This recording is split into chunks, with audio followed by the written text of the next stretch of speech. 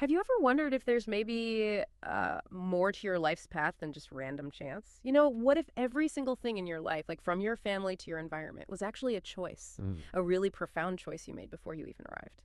Okay, let's unpack this a bit because our sources today dive into some truly mind-bending ideas about destiny, free will, and what genuinely shapes our journey. This deep dive is all about exploring some ancient spiritual wisdom. We're looking at rebirth, karma, and the really profound, often hidden role of our desires. Our mission here is to cut through some of the noise, maybe uncover surprising insights into why things happen the way they do, and crucially, what agency you truly possess. We'll be drawing from some pretty rich texts that explore these concepts, including insights from the Bhagavad Gita and Yoga Vasishta. It is compelling, isn't it, how these ancient texts offer a completely different lens, a way to view your life that proposes this direct link between your deepest desires and your actual experiences. And the core assertion woven through these sources is, well, it's radical. It suggests that you actively choose your parents, your environment, your country, even your body, and maybe even the illnesses you face. Everything in your life, they suggest, is by deliberate choice, not Yeah. coincidence, not random. Wow, that's a huge claim, isn't it? That everything is by choice. And what these sources seem to reveal is that it all starts with desire. Your desires are presented as the primary driving force, the main cause behind your next birth. And it's not just about the big, obvious physical actions either. They say even a fleeting thought, a subtle inclination, that counts as karma. Yeah, and this brings up a really crucial point. If a mere thought can create these karmic imprints, how much genuine awareness do we truly have about the subtle currents, those hidden desires? One key idea from these traditions is how the collective sum of all your desires, built up over lifetimes, forms what's known as your prarabdha, which is essentially your destined blueprint for the next life. It's the karma ripening now. Okay, pravda, the blueprint. Exactly. All right. For instance, they give an example. Uh-huh. If someone consistently harbors a desire for things given freely, maybe without putting in the effort or contributing, these sources indicate that this kind of energetic pattern, it could manifest being born into circumstances of, say, material scarcity in their next lives, like a below poverty line family is the specific example used sometimes. It's not framed as punishment, though, more like a profound balancing of energies. Right, a balancing. So it's not just what you desire, but maybe the quality, the energy behind that desire. And this takes us deeper into how these desires actually, manifest in our physical reality, right? Our sources, particularly the Bhagavad Gita, explain their very being, our body, mind, personality. It's composed of three fundamental qualities. They call them gunas: tamas, rajas, and sattva. You can almost think of them as foundational energies, maybe, coloring our perception, driving our actions. That's a good way to put it, foundational energies. And the texts say the dominance of a particular guna profoundly influences the type of birth a person takes next. If we connect this to the bigger picture, it suggests this dynamic blueprint of our being constantly influencing not just what we do, but where and how we end up. So it implies this profound responsibility. Exactly. A responsibility in cultivating our inner qualities because they are literally the seeds of our next life's landscape. Yeah. For instance, someone who is predominantly sattvic, balanced, pure, clear upon dying, is said to be reborn into what they call a yogi's lineage. A yogi's lineage. Yeah. That sounds significant. It is. It's described as exceedingly rare. And it immediately instills a kind of spiritual conditioning, right from childhood. On the other hand, a predominantly rajasic person, driven by passion, activity, maybe ambition, sometimes aggression, is said to be born into a Rakshasas lineage. Rakshasas. Okay, wait. Does that mean literal demons? No, not literal demons in the way we might think. It's more about being born among people who are primarily driven by those intense, passionate, sometimes restless or grasping rajasic qualities. Ah, okay. So it's about the dominant quality manifesting in the environment and the people around you. And it gets even more specific, doesn't it? About the kind of home you might be born into. Yes. The sources elaborate on 5 distinct types of households. You could find yourself in what they call pure soul homes, peaceful, maybe simple, offering tranquility, but perhaps not much material prosperity. Okay, peace, but not necessarily wealth. Then there are Shermain homes, prosperous homes. These provide abundance, material comfort, but often lack that inner peace. Wealth, but maybe not peace. The opposite trade-off. Precisely. And of course, there are also homes described as having neither real peace nor prosperity. Difficult circumstances, then. Yes. And then there are those fortunate few born into homes with both peace and prosperity. That sounds like the ideal, maybe. For worldly life, perhaps. But as we mentioned, the sources consider the yogi's lineage the most rare and, in a spiritual sense, superior. That's where that deep spiritual conditioning becomes your very foundation from the start. It's like a hierarchy, almost, based on where your dominant desires and qualities lead you. It powerfully illustrates the different life experiences one might be drawn into. Yeah. Yeah. Directly tied to those inner qualities and the desires they foster. And, the timing of rebirth itself holds some really astonishing insights according to these texts. Right. This really shifts how you might think about moving on after death. Like, it's not always an immediate jump, is it? Not necessarily. The Yoga Vasishtha, as these sources explain it, suggests that if a person has, let's say, ordinary mundane desires, like wanting a home, children, a family, a certain job, they can actually get a new body pretty quickly, within as little as 13 days of death, apparently. It's quite remarkable, isn't it? The speed for ordinary desires. But then it also talks about the sheer power ascribed to really strong intention and desire. It suggests they're capable of literally suspending one's return to the physical plane until conditions align perfectly. Suspending rebirth, how does that work? Well, if someone holds extremely strong and powerful desires, and these could be positive, like, say, a great saint's aspiration for universal good, or they could be intensely negative, like a dictator's consuming lust for power, it can take a significantly longer time for them to be reborn. Longer? How much longer? The duration seems to depend entirely on the intensity and the specificity of that driving desire. They offer this pretty compelling example. Someone who intensely desires to live on Mars. Mars. Seriously? Yes, Mars.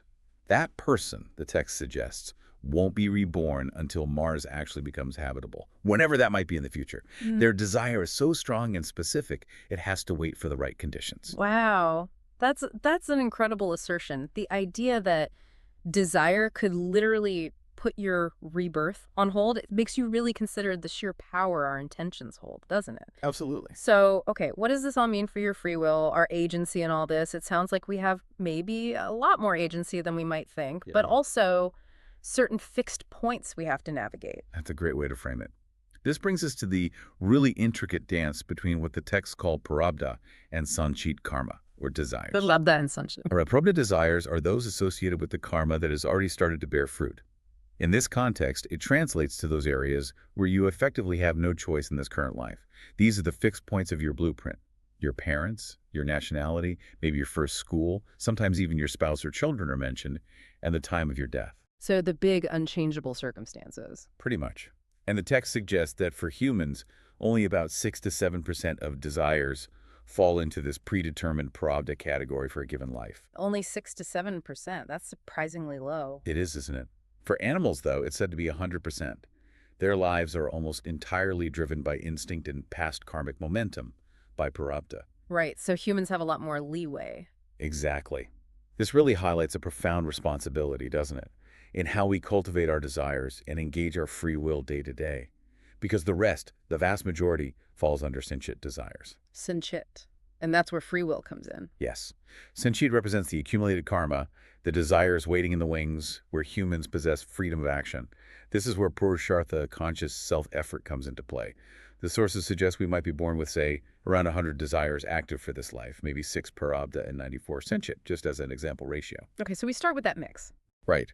And while these sanchit desires can be consciously increased or decreased through our choices and actions, the texts observe that most people, unfortunately, tend to increase them through unchecked wants, new attachments, more cravings. So we're born with a specific mix, and then our choices throughout life really impact that balance dramatically, it sounds like. But what about the ultimate goal then? How does one actually break free from this cycle of desire and rebirth, according to these sources? Well, they illuminate distinct paths towards liberation, or moksha. When a person consciously, deliberately works to eliminate their sanchit desires, the ones they have control over, through purushartha, through that sustained, self-aware effort, they could eventually achieve moksha, liberation from the cycle. By dealing with the sanchit, the free will portion. Yes. And then, when the prarabdha desires those fixed points for this life, the karma already in motion are also gradually exhausted through experience, lived through. That can lead to mahasamadhi, which is described as a profound state of final release, the great absorption. Mahasamadhi, okay. But you said most people tend to increase their sanchit desires. That's the challenge highlighted. For many individuals, the sanchit desires, the ones fueled by free will and new attachments, often don't truly diminish or get resolved.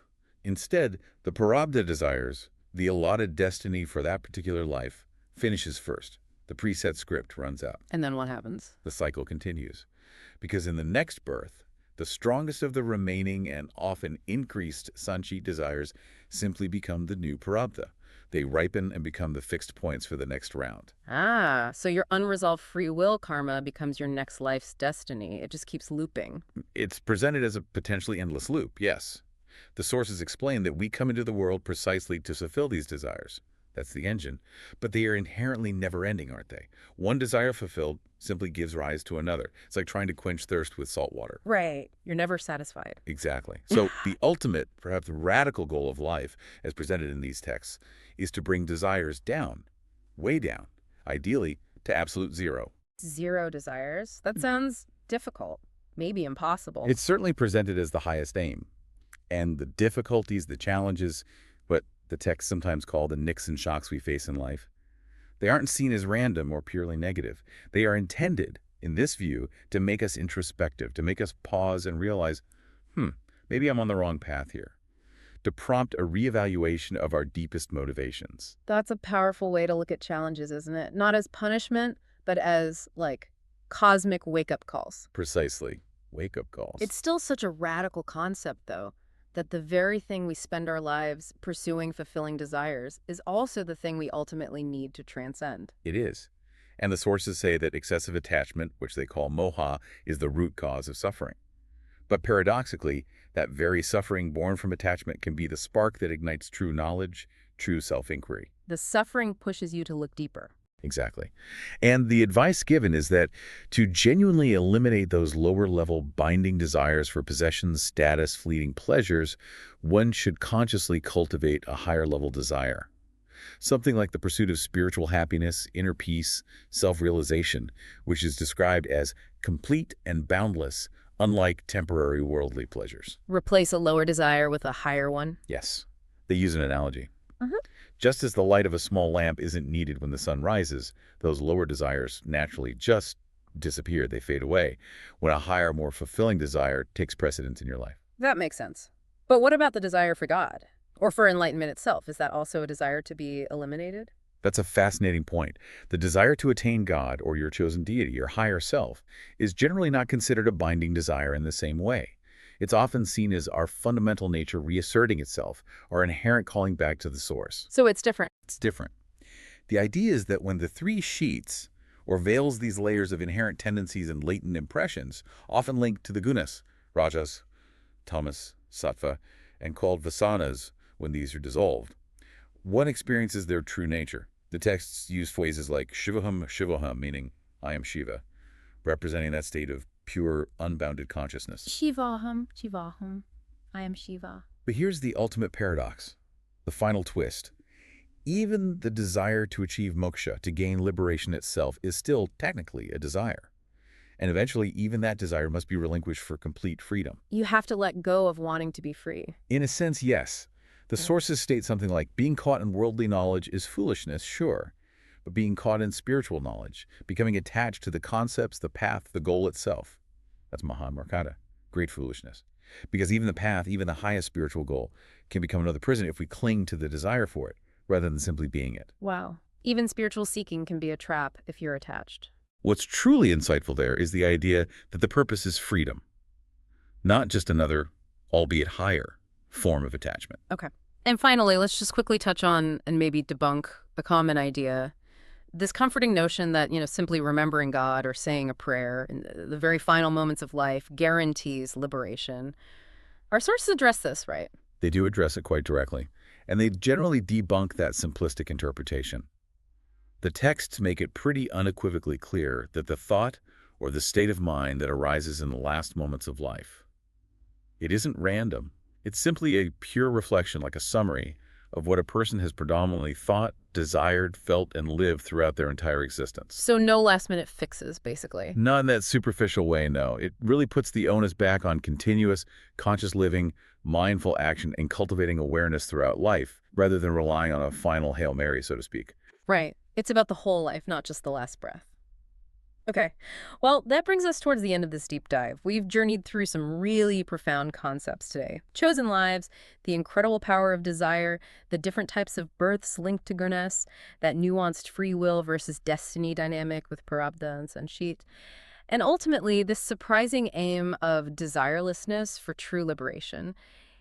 These ancient sources certainly offer a unique and I'd say challenging perspective on understanding your life's challenges and maybe its deepest purpose. They really do. And perhaps this raises an important question for you, for everyone listening. How might active consciously observing your own desires, from the grandest aspirations right down to the most mundane, everyday cravings, how might that observation reshape your understanding of your current life and your path forward? That's a great question to ponder. And maybe consider this too.